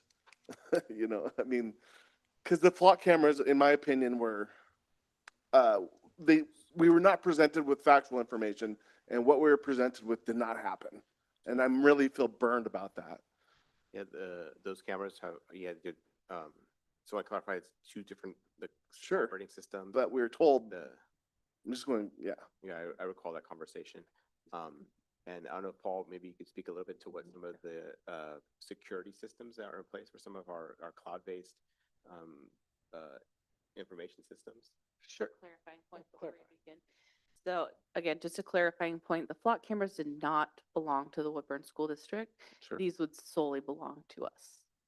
If you want to. Yeah, and just to add to that, they're role-based assigned permissions to the cameras, just like we have with our printers, our servers, our file systems, everything else. that would be role-based and assigned based on the district's needs and requirements. So it would not be open to anybody to have access. So it'd be based on like a system access request form. So it'd be administrators, district leadership staff, people like that. It would not go to anybody else without it being approved by the superintendent's office to go to anywhere else outside of the school district. So that is managed by us and it can be controlled by us. It doesn't go anywhere else outside the district. I guess when I hear cloud service, I feel like that part makes me nervous. And fair enough. So cloud services are kind of just an external data center that we have exclusive rights to that section of that system and that process and that platform for us to use ourselves. No other district can touch our system or our platform. No other agency outside of the school district can touch it without us doing an interagency agreement and some strict rules and guidelines that would accommodate that. Yeah. Thanks. Of course. Any other questions? I think safety is of the, utmost priority. But this is a significant multi-year investment. And so I just want to make sure that, what are going to be the measurable improvements in safety that we should expect through this new system? I think just the presence of the new higher functioning cameras at the high school will allow just the idea of deterrence for anybody that's on premise that wants to do anything that might not be right to do. Just by seeing the cameras in place causes some just natural deterrence. And then the reactive side of that would be very beneficial for the faster response time, the better clarity of the video and the screens and the audio. And just the retention process too, that allow it for discovery purposes or anything else like that from the parent community, the staff community, the student community. It'll just be beneficial in all those areas. Quick question on, because I know the first phase is the high school. Are you just replacing all of the cameras that are already there? Or in that case, are there going to be additional sites and views in that? Yeah, good question. So all the existing cameras will be replaced. In some areas that we found that have shortcomings, we're going to add a few more cameras to that area, like in the parking area for anybody coming in or egress or ingress from the parking lot areas. A couple other individual in-building cameras might be added based on some blind spots that the administration told us about. And then those cameras that are going to be at that high school, we're going to take those down, and the best ones that we have we'll be able to use through life cycle for the next 5 years of any other cameras within the district for blind spots at other schools or for replacement based on breakage or damage, and which does occur here. So it's good to have those as spares. And then we'll work on replacing the existing school districts over the next 5 years through different budget processes to get those to be more modernized as well. Last time I had a question about the quality of the camera itself. It was 4K or what it was. Is this going to be 4K or is this going to be less resolution? I could probably get the exact details for you after this. I did not pull that up for today's meeting. They would be most likely 4K, at least at the high school. But I can get you the exact details after the meeting. And What's the current resolution for the cameras that we have? currently in the district, I don't know that exact resolution right now. So I'd have to get that back to you too. Current resolution is very Yeah, not very good. Yeah, so we know that safety is Misty? of the utmost priority for everybody, so we want to ensure that the adequate tools are in place to be able to continue to maintain safety. And Casey did share us a couple of stories, and actually the high school principal did too, about a student, like there was a couple, several times there have been students that get into a car and then they don't come to school and then they find out, oh, they got into a car, but the resolution isn't good enough to get a license plate or get anything else. Fortunately, it ended up with somebody going to their girlfriend's house or, whatever, but in a situation where somebody is pulled into a car, got into a car, that is not going to help in the safety of that child if we can't be able to get make, model, and license plates. So I think that's, looking at the safety perspective, I think the safety that we initiated with having people announce themselves at the front doors and making sure that, people can see who's walking into their building is being proactive Mhm. And that's just my opinion, so. And I could add really quick that a lot of the existing cameras are not, they're like single view, kind of barrel cameras. And some of the newer cameras will have something they call like PTZ, like point to zoom. So in real life situations, like something's going out on the campus or on the, inside the hallways, they will be able to, the administrators that have the rights to do that will be able to zoom in and get much more clear picture of what's going on. So they can see who the student is, the faculty is, the person that's coming in off wherever, they'll be able to identify them a lot easier, so. But that is while it's recording, not past, like, if you're reviewing any footage. Some of the technology in the recording also will be able to probably zoom in a little bit with using digital zoom on the image that has been captured. Okay.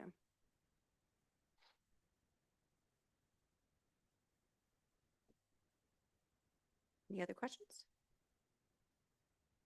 Okay, do I have a motion to approve resolution number 26-001 to approve the use of general funds and award the contract for the modernization and upgrade of Woodburn School District cameras at the cost of $504,831.59 to be managed by Ednetics as moved?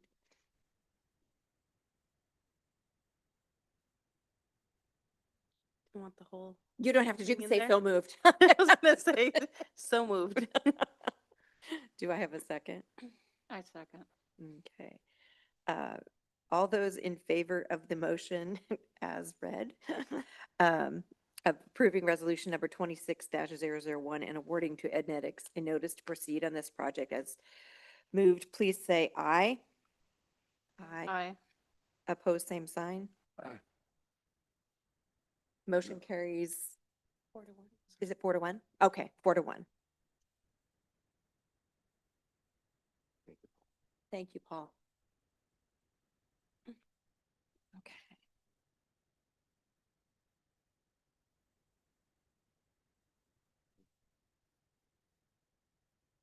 Is it in here? It's in the packet, page 46.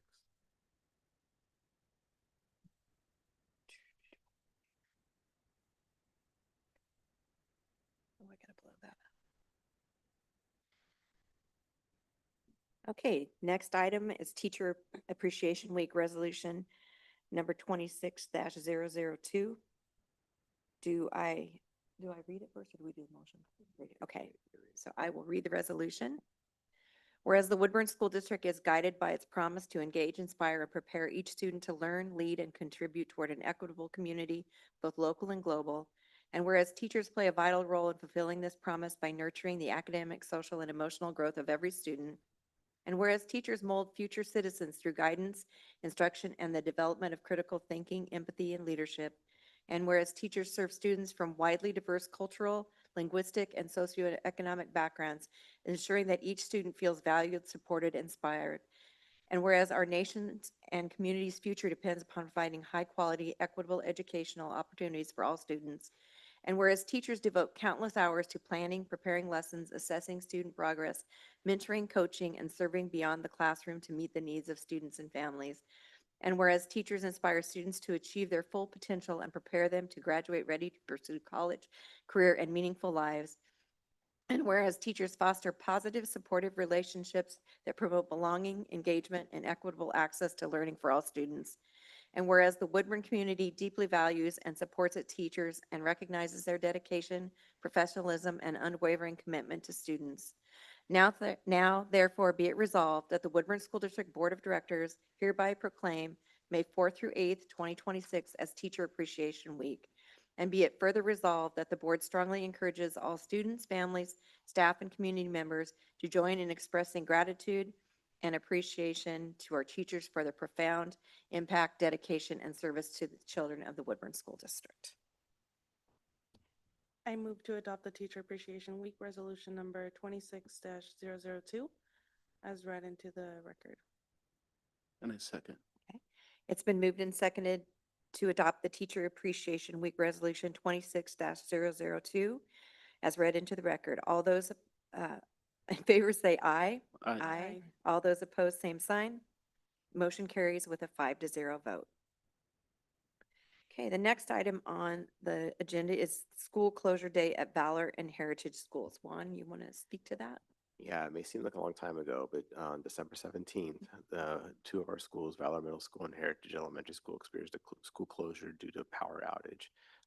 So annually by April, the board needs to make a decision on whether or not to forgive any portion of the day or make it up. So today, I'm bringing a recommendation for the board to not take action to not make up the school closure day at Heritage and Valor. We are well above the instructional minute requirement. So my recommendation tonight is to not make up the school closure day at Valor and Heritage Elementary School. Any questions, discussion? If not, I'd entertain a motion. I move to approve not to make up the school closure day at Valor and Heritage Elementary on December 17th, 2025. Is there a second? I second. Okay, all in favor to approve not to make up the school closure day at Valor Middle School and Heritage Elementary on December 17th, 2025, please say aye. Aye. Opposed, same sign. Motion carries with a 5-0 vote. Next on the agenda is the board retreat summer 26 dates. This time we will look at our summer schedules to schedule our board summer retreat date. Bring out the schedules.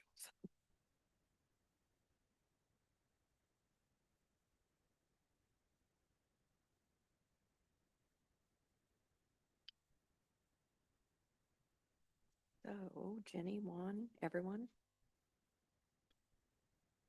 If Yep. I may say not June, I don't know if it can be July.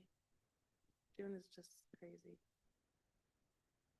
Yeah, I think this is going to be important for the board to weigh in and identify dates that work for everyone. We've had different conversations about, the organizational meeting versus another goal setting meeting. If we want a goal setting meeting later in June or make that part of the July organizational meeting.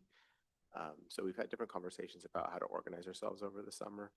But this is an opportunity to kind of share calendars, start to identify some dates that potentially could work so that we can nail down into organizational meeting, as well as opportunity to do some goal setting to launch the year.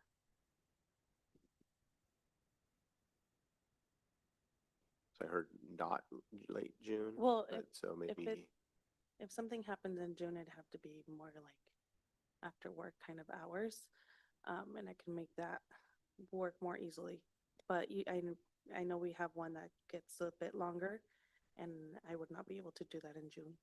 I think we talked about at a agenda setting meeting that taking maybe the June work session to kind of talk about some pieces that we would like to bring to the retreat and, things that we'd like to address or changes we want to make so that when we come into our retreat day, then we kind of have a really good agenda for what we want to do. So I think as far as June, that would be the only thing, right? That's kind of the thought there when we talked about, yeah. Talked about that for the goal setting. Yeah. And then July.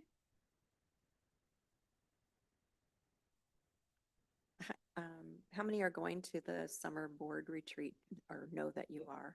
You mean in August? In July. Summer board is the 16th of July.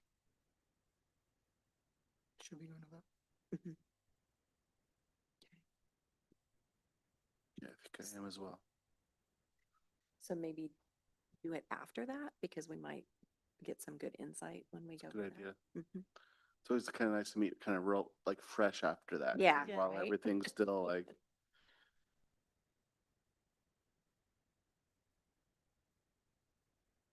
And do we want to stick to Tuesdays? Is that just the day that works? I That mean, would work. any Tuesday works for me in July. Wednesdays and Thursdays are a little crazy, but, yeah. Is there a July particular? 21st. That way. The 21st. Yeah. Looks like it would be a good works. one. Yeah. For a retreat, an org meeting or retreat only? Yeah, so we have a couple. I know the agenda says retreat, Mhm. which is when we'll do a lot of the conversation that might come from the July 16th conference. But we also have to keep in mind, or maybe we should also be calendaring the organizational meeting where we do a lot of business, approving a lot of the legal services that we use. And I don't know if people remember that meeting and it happens in July.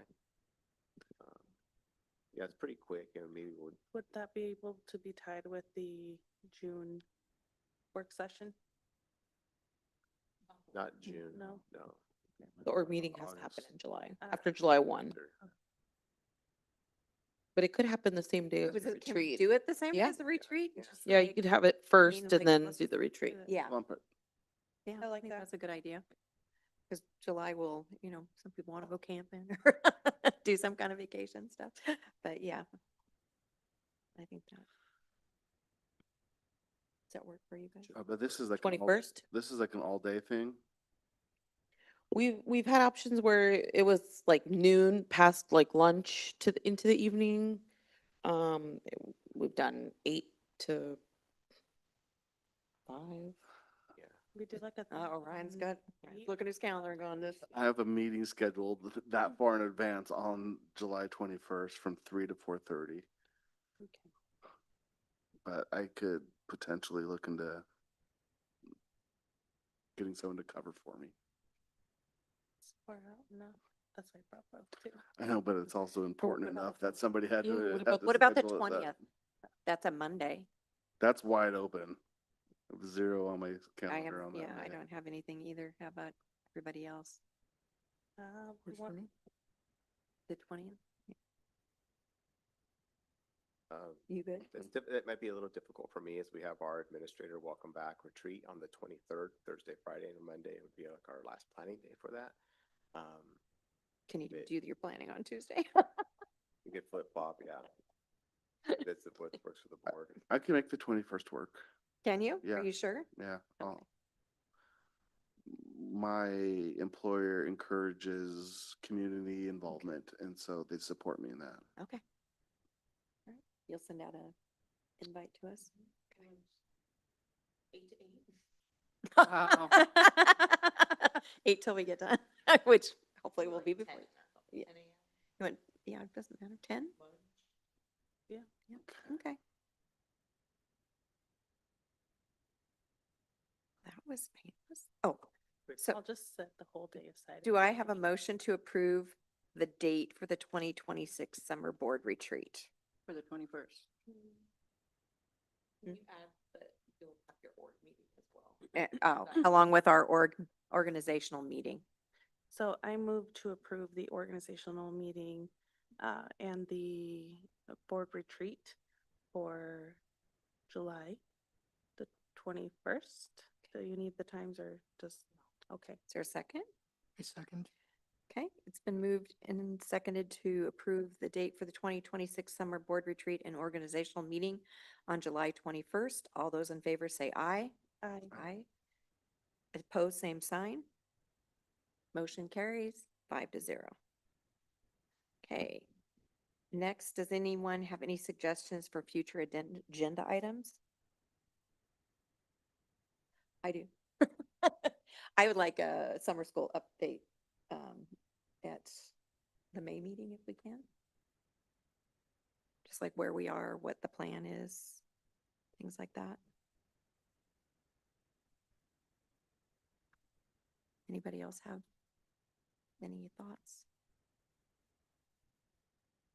I agree on that due to the fact that, how the reduction, that's also going to impact it or not.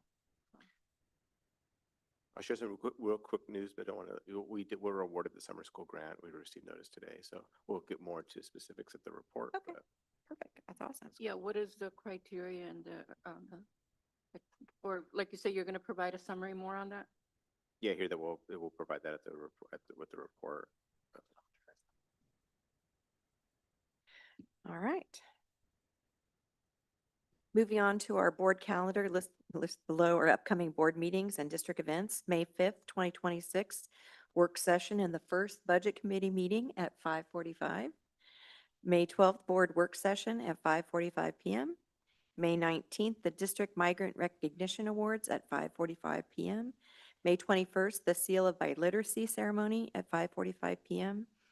May 26th, regular board meeting at 5:45 p.m. June 22nd, the second Budget Committee meeting, if needed, at 5:45 PM. And June 4th, 2026, the Woodburn High School Class of 2026 graduation at 6 PM. Is 6 PM when it's starting or the time we should be there? Oh, you but should be there way earlier than that. Because of traffic. Well, not just the, Yeah. And go the back way. Like, not 99 ever. Start at 6. Yeah, I thought I got there early. Within like 2 miles from Volcano Stadium, I was like standstill traffic. I'm like, Yeah. so, all right. I think I'm gonna get there really early and yeah, have a hot dog. Good to know in advance. yeah. It was a learning lesson for me for sure. Okay, community engagement. At this time, we will review and discuss the new community engagement worksheet. This tool was presented to us at the last work session to help us decide what we will share with community when opportunities to engage arise.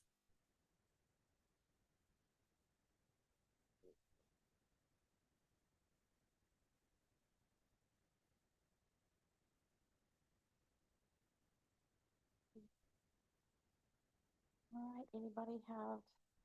Well, I feel like right now when I talk to the discussions with community, it's all about the bargaining. So I don't, and all public comment was about bargaining, so I don't know if that's, if we have any talking points for that, or you just sent out, a pretty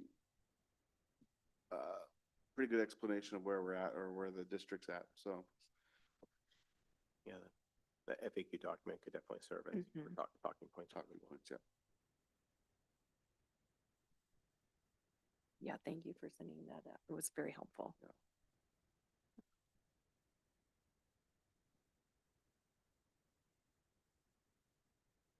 I definitely think that maybe we could bring up some of our events that are coming up because the Seal of Biliteracy celebration is, and recognition is always very exciting. And that we have so many kids receiving that. Yeah. And graduation and migrant recognition. So we have a lot of really good things coming up. Very busy schedule for the next 2 months.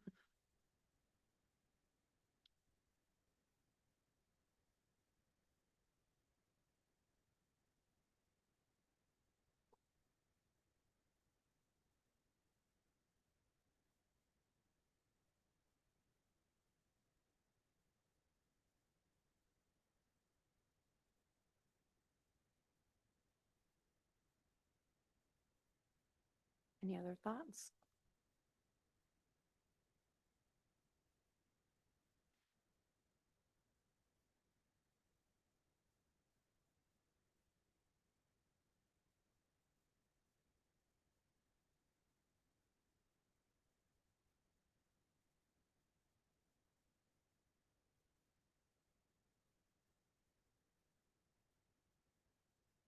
I'm sorry, were there some tour dates that aren't on here?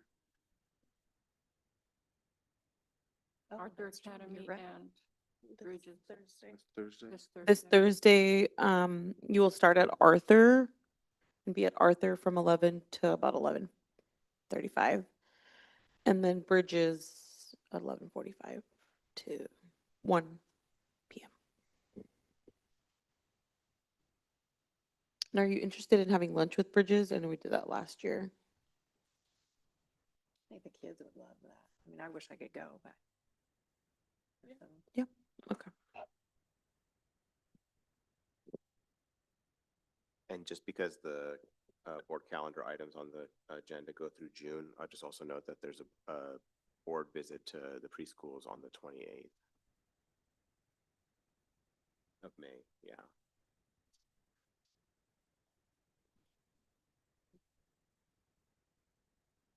And let me tell you, preschool, oh my gosh. It's just a happy place to be. Is this to specific locations since we have 5 of them? We'll follow up with details about where, but if you just kind of want to grab that into the calendar, invite was sent out to folks, but just as a reminder, 11 o'clock on the 28th of May. And then we'll get more details out to start, location and all that later. Yeah, we might need to be not flexible, but depending, they have nap time I don't remember if it starts at 1 or if it starts at noon. So we might only have an hour, but we'll let you know. Sorry, my Thursday is completely booked. I won't be able to make that. Yeah.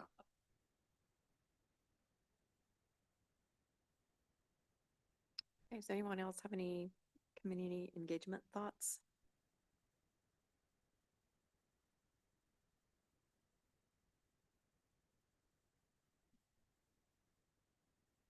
We're gonna be having the budget meetings if people wanna come. See. There's always volunteering at the schools as well. Well, and we can also, when we get a little more information on the security cameras, we can, people may have questions or just get it out there that it's happening because like Paul said, like knowing that it's there becomes a deterrent. Sure. And so.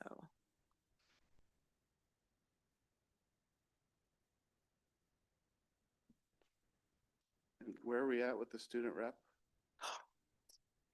We have 5 applications. Oh, wow. Look at us. So excited. I will Good. say that someone tried applying last minute and then they're like, shoot, letter of recommendation, which was too late to try to ask. So there was at least 2 that were missed. Yeah.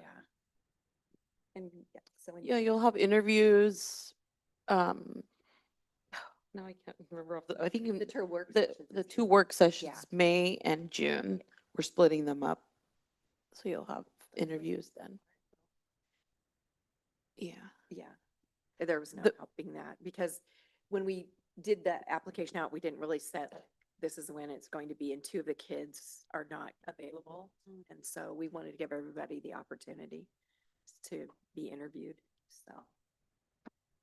Anyway, and Jenny you're gonna send the applications out, right? Yeah. Okay. Okay.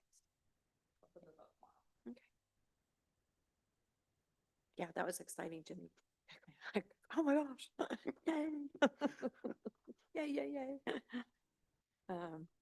Okay, at this time, we will recess the regular meeting for an executive session pursuant to ORS 192.6602D to conduct deliberations with persons designated by the governing body to carry on labor negotiations.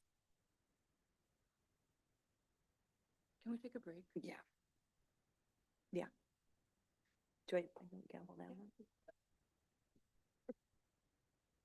You remind me I've been needing to go use the rest.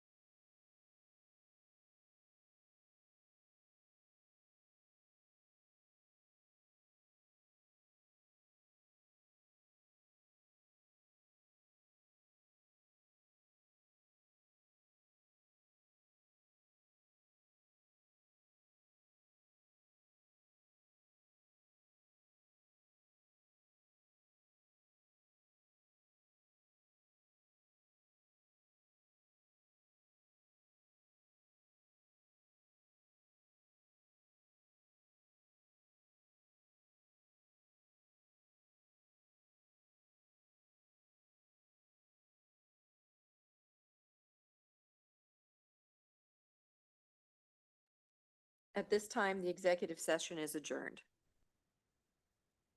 I now call the regular meeting back to order. Thank you, everyone, for your time this evening. With no other agenda items listed, I now move to adjourn the meeting at 9:01 p.m.